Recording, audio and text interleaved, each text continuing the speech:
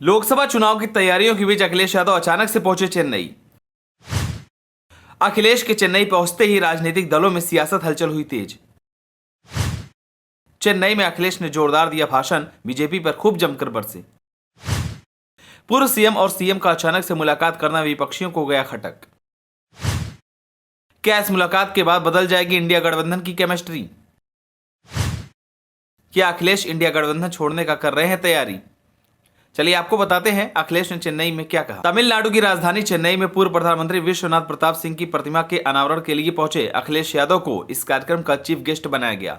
इस दौरान अखिलेश यादव चेन्नई में भी चुनावी माहौल को गर्म करते दिखाई दिए। अखिलेश यादव का यूं अचानक चेन्नई में चीफ गेस्ट बनकर जाना सभी पार्टियों को खटक रहा है, क्योंकि इस चुनावी माहौल में चेन्नई जाकर तमिलनाडु के मुख्यमंत्री एम.के. स्टालिन के कार्यक्रम में शिरकत करना और वहां पर भी अखिलेश यादव का भाषण देना बीजेपी के लिए चुनौती बनता दिख रहा है। अखिलेश यादव ने चेन्नई से ही बीजेपी को तंज कसा। अखिलेश ने कहा कि यह स्टैच्यू लग जाने के बाद वो लोग जिन्हें हजारों साल से न्याय की उम्मीद थी, बराबरी की उम्मीद थी, वो हमारे साथ खड़े होकर इस लड़ाई को और मजबूत बनाने का काम करेंगे। जो दिल्ली की सरकारें हैं जिन्होंने हमें और आपको कभी अधिकार नहीं दिया, वह प्राइवेटाइजेशन की तरफ जा रहे हैं। हमारी आपकी लड़ाई अभी खत्म नहीं हुई है। अखिलेश यादव के इस बयान के बाद से ही सभी विपक्षी पार्टियों के होश उड़ते नजर आ रहे हैं, क्योंकि जिस अंदाज में अखिलेश यादव यूपी में दिखाई देते हैं उसी अंदाज में अखिलेश यादव चेन्नई में भी दिखाई दे रहे हैं। आपको बता दें कि इस दौरान दोनों नेताओं की काफी देर बातचीत हुई, जिसके बाद से इसके सियासी मायने निकाले जाने लगे हैं। यूं तो ऊपर से देखने में यह एक प्रदेश के मुख्यमंत्री द्वारा दूसरे प्रदेश के सीएम और विपक्ष के बड़े नेता का सम्मान दिखाई देता है, लेकिन यह मुलाकात काफी कुछ सियासत अपने भीतर समेटे हुए है, क्योंकि एम.के. स्टालिन ने अखिलेश यादव को तो बुलाया, लेकिन कांग्रेस पार्टी को इस कार्यक्रम से दूर रखा, जबकि कांग्रेस तमिलनाडु में उनकी सहयोगी पार्टी है। दरअसल कांग्रेस को लेकर जो तल्खी सपा के भीतर दिखाई दे रही है, कुछ वैसी ही कड़वाहट तमिलनाडु में कांग्रेस और डीएमके के बीच पनप रही है, जो वीपी सिंह की प्रतिमा के अनावरण के नाम पर चेन्नई में दिखाई दी।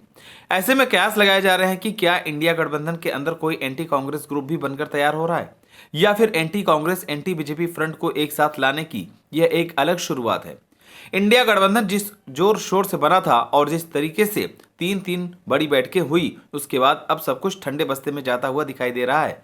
कोई नेता उस पर बोल नहीं रहा है। अखिलेश यादव सरीखे बड़े नेता तो कांग्रेस को खरी खोटी सुना चुके हैं। इस घटनाक्रम ने 5 राज्यों के चुनाव में गठबंधन की तस्वीर ही बदल डाली।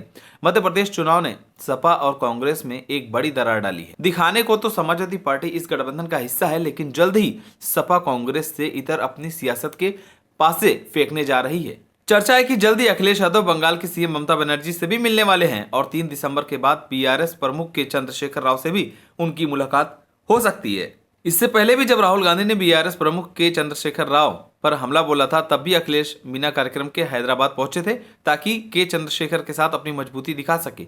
वहीं इंडिया गठबंधन में रहते हुए एम.के. स्टालिन अभी तक खामोश थे, लेकिन अब इस गठबंधन में कांग्रेस विरोधी एक खेमा दिखाई देने लगा है। अखिलेश यादव ने मध्य प्रदेश चुनाव में टिकट बंटवारे के वक्त ही अपनी नाराजगी कांग्रेस को लेकर साफ कर दी थी। नीतीश कुमार ने भी गठबंधन की मीटिंग नहीं बढ़ने पर कांग्रेस पार्टी को जिम्मेदार ठहराया था, और अब नॉन कांग्रेस नॉन बीजेपी पार्टियों के नेता भी अलग से मिलने लगे हैं। यह संकेत है कि इंडिया गठबंधन के भीतर एक बड़ा प्रेशर ग्रुप बन रहा है, जो क्षेत्रीय दलों का गठबंधन होगा। अगर कांग्रेस इन 5 राज्यों के चुनाव में अच्छा नहीं कर पाती है, तो फिर क्षेत्रीय दलों का गठबंधन कांग्रेस पर भारी पड़ेगा। गौरतलब है कि चेन्नई में वीपी सिंह की आदमकद प्रतिमा का अनावरण तो महज बहाना है, असल में निशाना कांग्रेस पार्टी है। तो आपको क्या लगता है, क्या लोकसभा चुनाव में बीजेपी को हराने के लिए अखिलेश राहुल को एक हो जाना चाहिए या नहीं? हमें कमेंट कर जरूर बताएं। अगर आप नए हैं तो हमारे चैनल को सब्सक्राइब करें।